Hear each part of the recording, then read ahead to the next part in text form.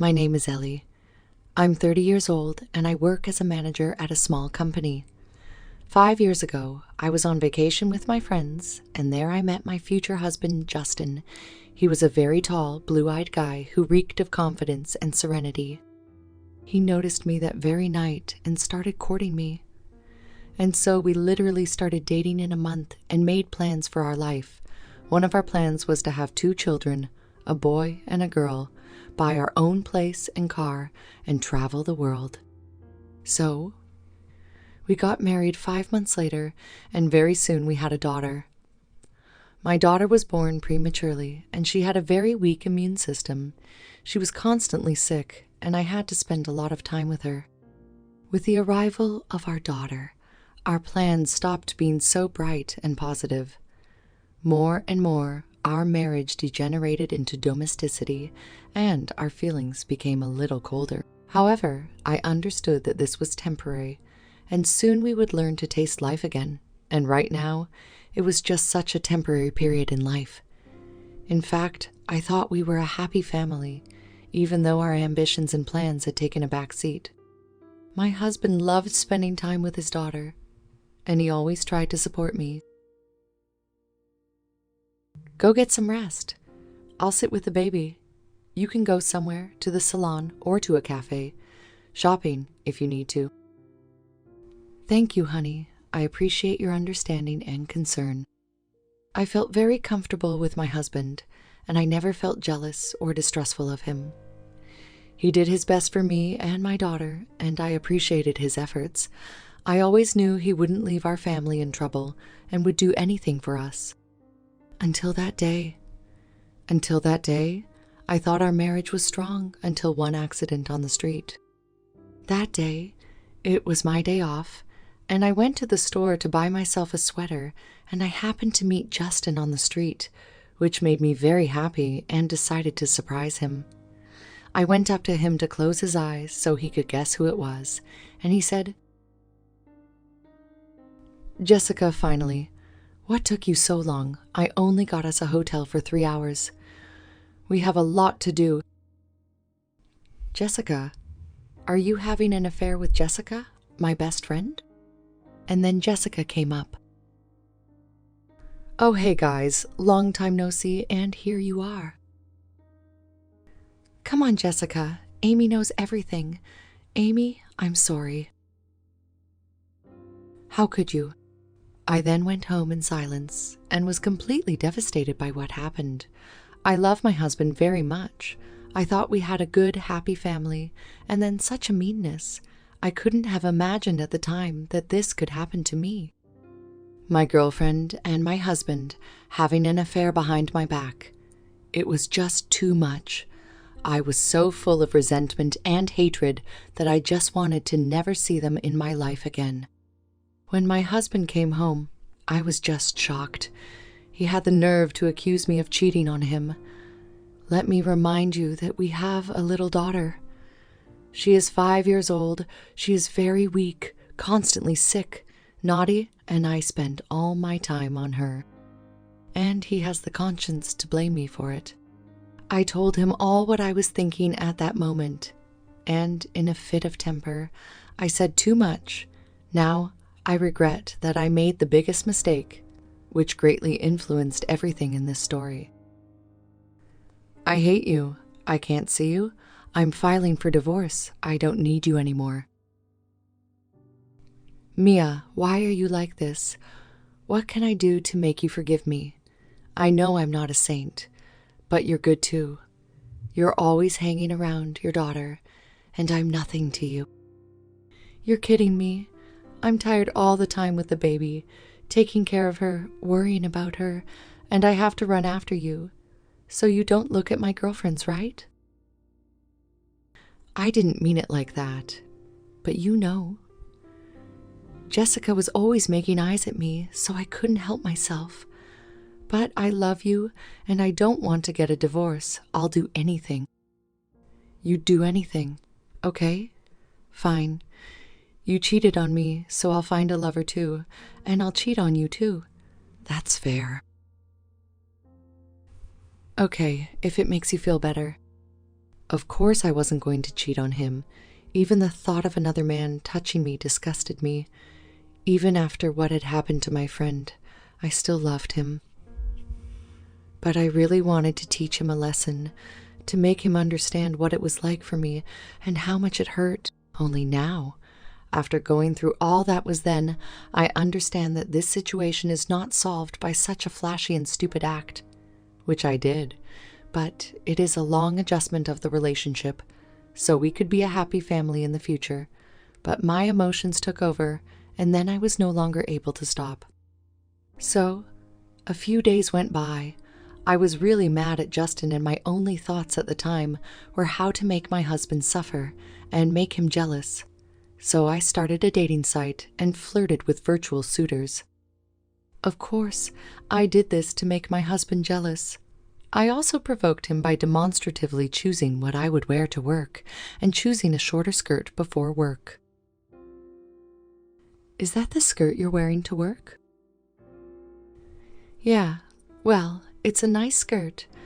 I have nice slender legs, and it looks good on me. And if I also put red lipstick on my lips, then the image would be even more attractive. Do whatever you want.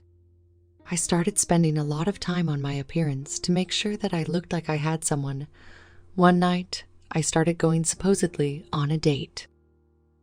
My husband was very jealous and sometimes tried to start a scandal. Well, I sneered at him as if he himself had agreed that I had the right to cheat on him, and I am not to blame that it turns out a lot of people pay attention to me. Of course, it was all a game, but he didn't know that.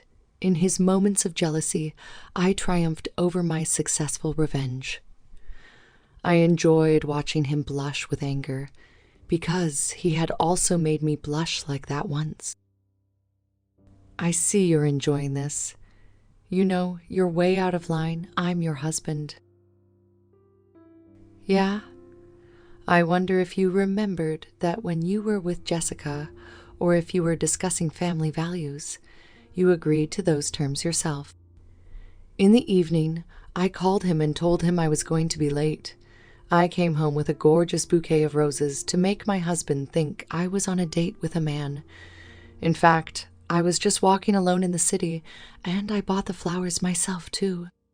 I felt like a winner looking at my husband's torment. That night, my husband couldn't stand it anymore and started a scandal. He couldn't take it anymore. He apologized to me. He said he understood everything. He realized everything, and it won't happen again. He was tired of living in such tension. He regretted that he had agreed to such a condition. But he apparently agreed because he loved me, and at that moment he was ready for anything. I could not see anything around me because of my hatred, only thoughts of revenge and how to hurt him.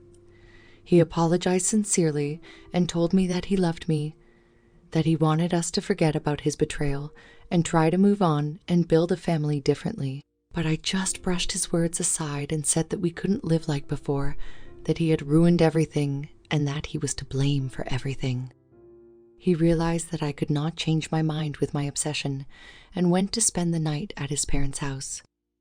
I then calmed down and realized that I had overreacted by punishing my husband, and I was ready to make peace. In the morning, the bell rang and I realized that my husband had come home. I ran happily to open the door, but it turned out that it was not him. His friend came over and started to tell us that Justin had called him the other night and told him everything that was going on with them, so that his friend would support him. But his friend had very different intentions. Apparently, he didn't come to make us up at all. He came the other way around. Justin's friend started talking me into cheating on my husband with him. Since I had made such conditions to Justin, why wouldn't I do it with him? I was shocked. Of course I knew men could be conniving too, but not like that. I told him that I wasn't going to cheat on my husband, that I just wanted to scare him and kick him out of the house. He began to show his insistence. He said he wouldn't leave until he got what he came for, and then he broke my arms and dragged me into the room. What happened then? I couldn't have imagined in a nightmare. He abused me. I showered 1,000 times. I felt like I was filthy and couldn't get clean. Those feelings were just unbearable at that moment. I hated myself in that moment.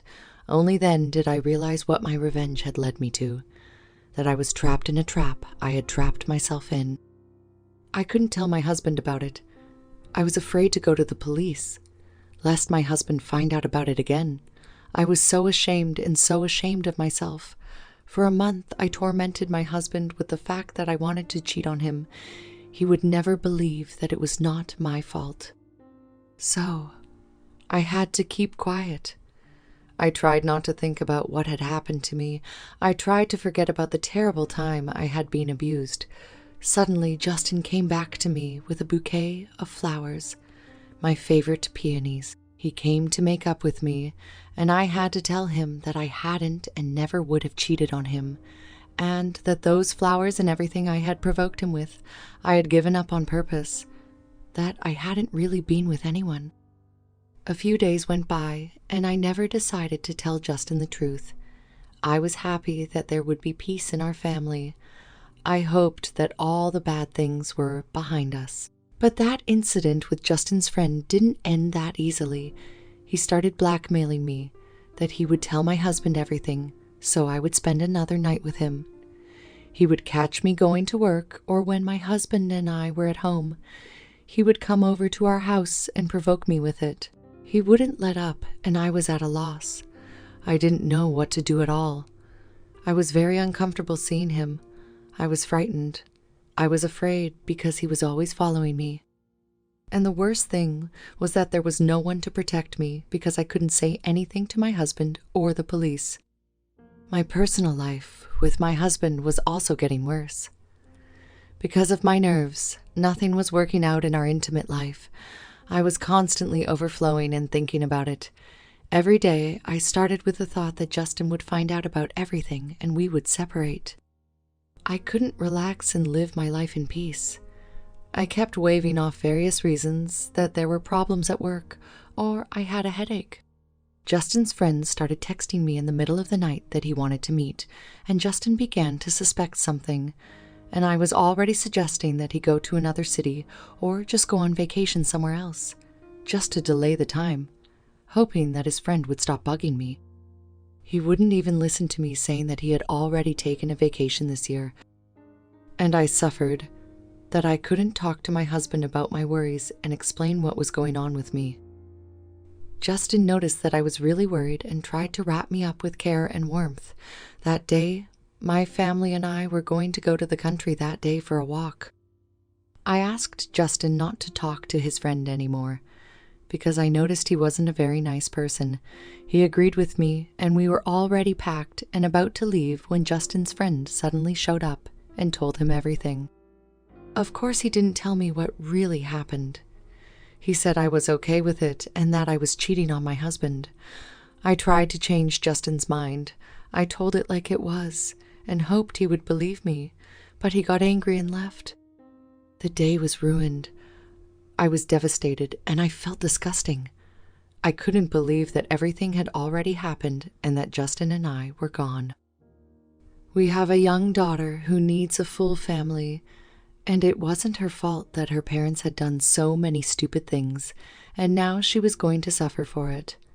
A month later, I found out that Justin had gotten back together with Jessica. She must have come into his life at a time when we were going through a family breakup. It was hard for me to think about it ending like that. Who knew that my thoughts of revenge on my husband would turn into such consequences? So I ended up with nothing. But at some point, I decided not to give up and to try to get through to Justin so that he wouldn't hold a grudge against me for everything he believed, and I started trying to find a meeting with him to tell him everything as it was, with the hope of getting him back. I started calling him, staking him out at work, writing that I wanted to meet him. And one day, Jessica came over to talk to me about how she knew I was trying to get my husband back, and that I shouldn't do it because he was with her now.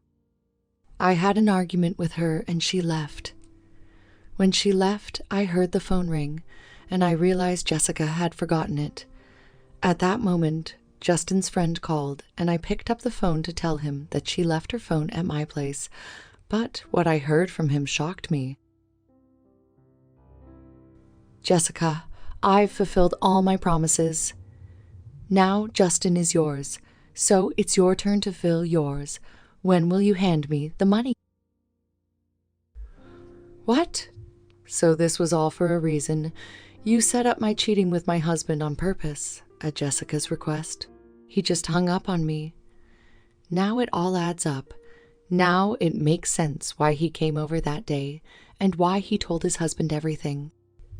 This is just absurd. Jessica set up so that Justin would leave me for her. How could a normal person think of something like that? Everyone knows you can't build happiness on someone else's misfortune. I'd always felt Jessica wasn't the kind of friend I wanted to be friends with, but I didn't expect her to do this. What am I supposed to do? What am I supposed to do? I don't want to believe it myself, but how would Justin believe it? I decided that I wouldn't lose anything if I still tried to tell Judas everything, and if he decides not to believe me, then so be it. The whole cheating thing really threw me off, and I had to reconsider our relationship. I was tired of all the lying, and I just didn't have the energy to try hard to fix it. I just got lost in all the scheming and fighting. So, I decided if we were meant to be with Justin, then we would be together. And if we weren't, then it was the right thing for both of us. I invited Justin over to our house on the excuse that our daughter was sick, and we needed his help. He had always been very protective of his daughter, so he came over right away. He came without looking into my eyes and asked where my daughter was. I told him she was with her grandmother. He looked up at me and stared at me in bewilderment.